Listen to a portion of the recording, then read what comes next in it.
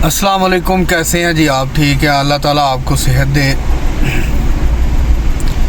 यार बात पता क्या है, जिस बंदे को समझ आ रही है बात की ठीक है, उसका शुक्रिया। जिसको समझ नहीं आ रही उसका भी शुक्रिया। वो वीडियो ना देखे, वो बंदा किसी और प्लेटफॉर्म पे चला जाए। मुझे फ़र्क नहीं पड़ता भाई इस बात से। देखें, मैं वीडियो अपने शौक़ के लिए बनाता हूँ, ठीक है।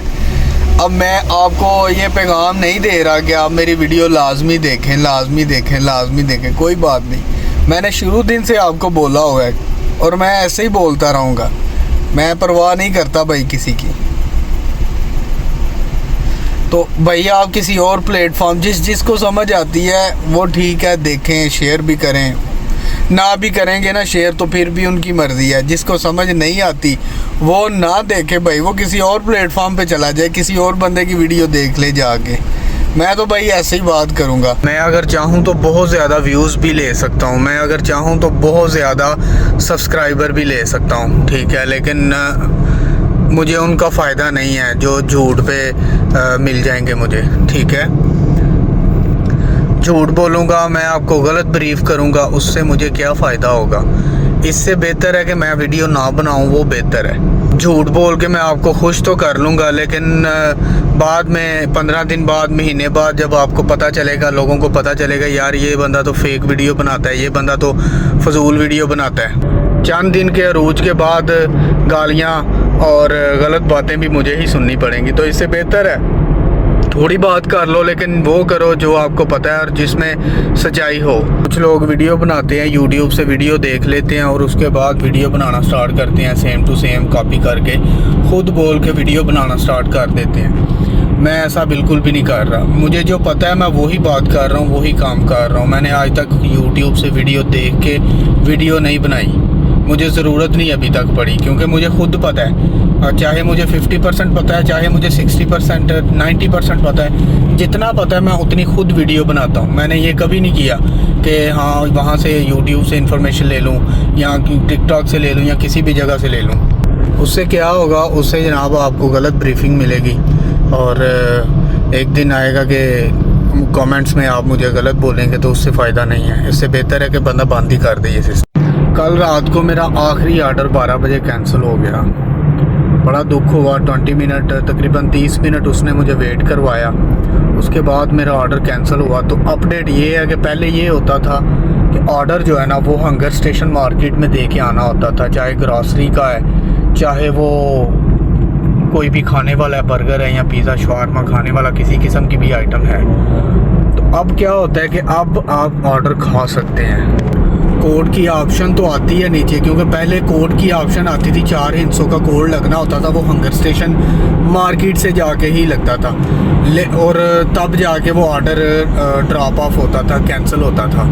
और वो कोड लगने के बाद ऑर्डर भी हंगर स्टेशन मार्केट वाले जो बंदे थे ना वो ले लेते थे। अब क्या है, अब मैं कल ऑर्डर कैंसिल हुआ जनाब, कोड की ऑप्शन ज़रूर आई है लेकिन कोड नहीं आया। मैं वहाँ पे गया हूँ, मैंने उसको बोला कि ये कोड लगा दो, उसने बोला भाई जी कोड नहीं आ रहा। तो कोड नहीं आया। फिर मैंने एजेंट से टॉक की, मैंने उसे बताया कि जी यहाँ पे कोड नहीं आ रहा। वो बोल रहा था कि जी आप सिर्फ़ और सिर्फ ना यहाँ पे एक पिक्चर भेज दें हंगर स्टेशन मार्केट की ना। मैंने 2 से 3 पिक्चर्स भेजी, उसने बोला जी ऑर्डर कंप्लीट हो गया। तो ऑर्डर भी मेरा हो गया। फिर रात को बर्गर खाए हमने और फ्राइज़ थी काफ़ी अच्छी। बोतल जो है ना वो खुद ले गया था मैं। मैंने कहा अब चले इंजॉय तो करना है ना थोड़ा बहुत।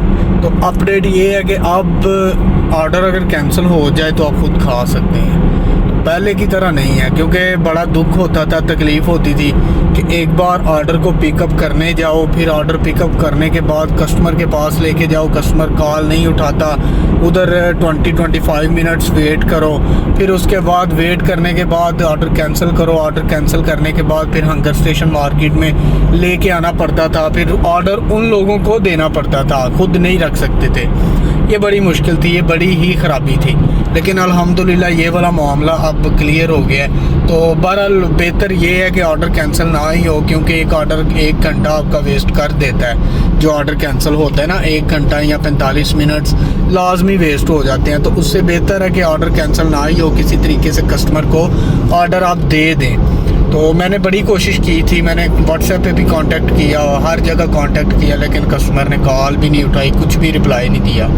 सो फिर हमने खा लिया। यहाँ पे जनाब सब बंगाली लोगों ने दुकानें डाली हुई हैं, मोबाइलों की, कंप्यूटर की और मोबाइल सिमों की।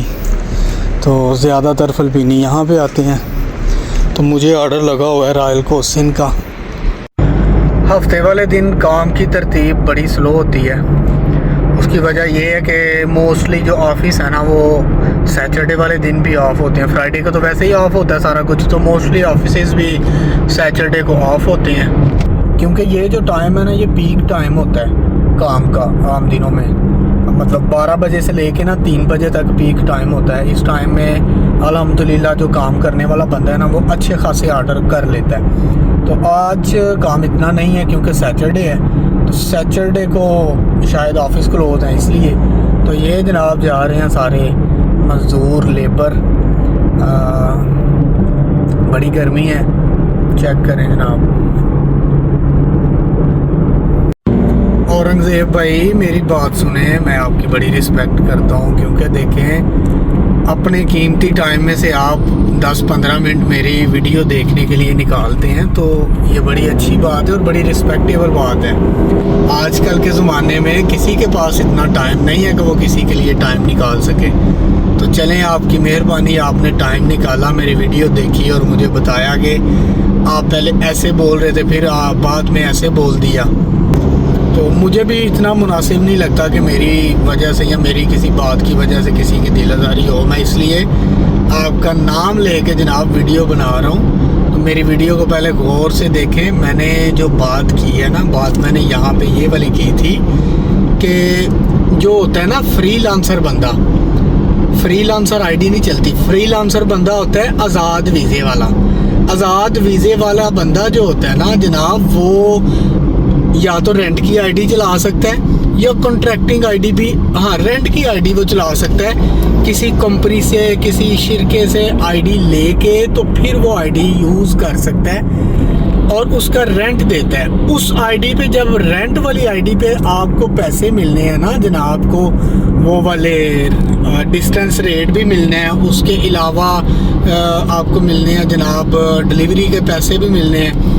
तो जब 600 ऑर्डर करेंगे ना तो डिस्टेंस रेट और डिलीवरी के पैसे जो है ना वो मिलेंगे, तो फिर 10-11 हज़ार रियाल बनेगा। ठीक हो गया 550-600 ऑर्डर करने के बाद। ये बात मैं कर रहा था। तो दूसरी बात मैं ये कर रहा था कि कंपनी वाला बंदा जो है ना वो 600 ऑर्डर करके तो फिर जो है ना कर सकता है, वो 4000-4500 रियाल तक अर्न कर सकता है।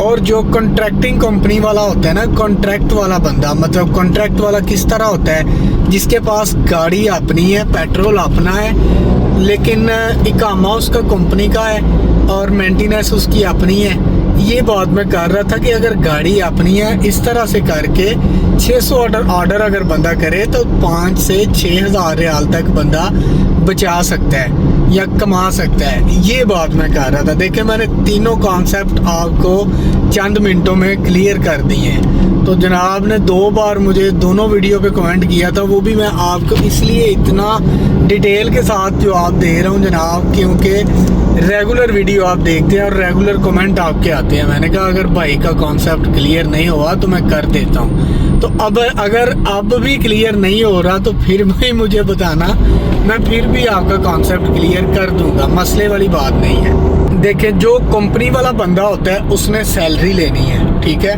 उसके जितने भी खर्चे हैं ना वो कंपनी ने पे करने हैं। मतलब जो लीगल है, नेट का ये वो उधर का ये तो खुद के ही होते हैं। मतलब बाकी गाड़ी के मुतल्लिक आप उसके यूनिफॉर्म के मुतल्लिक जितने भी खर्चे हैं कंपनी ने उसको प्रोवाइड करने हैं। तो कंपनी वाले बंदे ने सैलरी लेनी है अपने टारगेट के मुताबिक। अगर वो अपने टारगेट को अचीव करके मोर ऑर्डर करता है ना तो उसको जनाब मिलेंगे, कमीशन मिलेगी पर ऑर्डर पे। अब कॉन्ट्रैक्ट वाला बंदा कौन सा होता है वो भी मैं आपको बता दूंगा। कॉन्ट्रैक्ट वाला बंदा मेरी नज़र में वो वाला है जिसने तनाज़ुल लिया हुआ है कंपनी में और गाड़ी उसके पास अपनी है, तो कंपनी से वो ले रहा है पर ऑर्डर के हिसाब से पैसे। कंपनी को कॉन्ट्रैक्टर वाले बंदे ने, कॉन्ट्रैक्टिंग वाले बंदे ने 150 ऑर्डर मंथली देने हैं। उसके अलावा जितने वो ऑर्डर करेगा उसको 15 रियाल, 16 रियाल या 17 रियाल या 18 रियाल इस तरह पर ऑर्डर के हिसाब से पैसे मिलेंगे। उसमें जितने भी अखराजात हैं वो सारे के सारे उसके खुद के होंगे। मेंटेनेंस, पेट्रोल, सब का सब उसका खुद का होगा, सिर्फ इकामा कंपनी का होगा। ये तो हो गया कॉन्ट्रैक्ट वाला बंदा, ठीक है, समझ आ गई बात की। अब होता है एक फ्रीलांसर बंदा। फ्रीलांसर बंदा आज़ाद होता है, उसके नाम की आईडी नहीं बन सकती, उसने रेंट पे आईडी लेनी है तो फिर ही काम करेगा। ठीक हो गया, रेंट पे ले ले, कमीशन पे ले ले, जिस तरह भी ले ले। अब या तो वो 20% 25% कमीशन देगा कंपनी को, मतलब जितने भी ऑर्डर्स पे उसका कॉन्ट्रैक्ट हो जाए, जो फ्रीलांसर बंदा है, या वो आईडी का रेंट पे करेगा। मतलब अब शेफ़ की आईडी पे काम कर रहा है ना कोई बंदा, अगर 100 का काम करता है ना तो 20% वो देते हैं, मतलब 20 रियाल देते हैं, 80 रियाल खुद के होते हैं। तो आज़ाद वीज़े वाले बंदे की मैं बात कर रहा हूँ कि जब उसने रेंट पे आईडी लेनी है ना, 2000-2500 रियाल की महीने पे रेंट पे आईडी लेनी है, तो उसको मिलेगा कमीशन नहीं मिलेगी, उसको 16-17 रियाल की बात वो नहीं मिलेगा। उसने जितना काम करना है ना, कमीशन नहीं मिलेगी उसे डिस्टेंस रेट मिलेगा, और जितनी उसको 10 रियाल या 12 रियाल या 8 रियाल डिलीवरी का रेट मिलेगा। अब डिस्टेंस रेट आप खुद को, मैं पिछली वीडियो में काफ़ी दफ़ा बता चुका हूँ, 10 रियाल, 15 रियाल, 20 रियाल, 21 रियाल, 22 रियाल तक डिस्टेंस रेट आता है, और 8 रियाल या 10 रियाल पर ऑर्डर के हिसाब से आता है। अगर बंदा डेली के 20 ऑर्डर करे तो 200 रियाल ये वाला बन गया, या 180 रियाल ये वाले बन गए। और डिस्टेंस रेट भी आप खुद काउंट कर लें कि 180 रियाल या 150 रियाल या 200 रियाल डिस्टेंस रेट बन गया, तो कितने हो गए? 200 और 200 400, 200 और 200 400 ना लगाएं आप, 380 लगा लें, 370 लगा लें, ज़रा 30 पे कर लें, तो जितने पैसे बनेंगे मुझे बता दीजिएगा। ले जी, ऑर्डर मुझे लग गए हैं 2 इकट्ठे अल्हम्दुलिल्लाह, और ऑर्डर भी मेरे दोनों रेडी पड़े हुए हैं, और देने कहाँ पे हैं वो भी देख लेते हैं। चलें, ये भी अच्छा है तकरीबन 3-4 किलोमीटर का दोनों, 4 किलोमीटर का दोनों ऑर्डर का फ़र्क होगा, बड़ा भी हुआ। तो अल्हम्दुलिल्लाह उठाते हैं अब इनको। कारफोर है, ये भी ग्रॉसरी स्टोर ही है, यहाँ से हम ऑर्डर लेते हैं। और आज शायद इन्होंने कोई सेल वगैरह लगाई है, क्योंकि यहाँ पे बहुत ज़्यादा रश है आज। थोम 2.5 रियाल रुपए की, प्याज ख़त्म हो गया जनाब, 6 रियाल का किलो था, और शिमला मिर्च 11 रियाल की। ये जनाब शहद लगा हुआ है, और काफ़ी किस्म का शहद है, सारे शहद है। ये जो मेरे आगे गाड़ी है ना, ये जो स्पीड से जा रही है, इस बेचारे को कट करवाई है सऊदी ने। वो जो इससे आगे वाली गाड़ी है, ये वाली, उसने कट कराई है इस बेचारे को बड़ी बुरी, और अब ये इसके बराबर जा रहा है। हालांकि इसके बराबर जाना बनता नहीं है इसका। बहरहाल जी, मैं देख रहा था, बड़ी बुरी कट कराई है, फुटपाथ से बड़ा मुश्किल से बचा है ये बेचारा। इस तरह की शरारतें यहाँ पे बड़ी होती रहती हैं, अक्सर देखने को मिलती हैं, और ज़्यादातर शरारतें ये लोग खारजी लोगों के साथ ही करते हैं। सऊदी जो है ना, खारजी लोगों के साथ ज़्यादा शरारतें करते हैं ऐसी।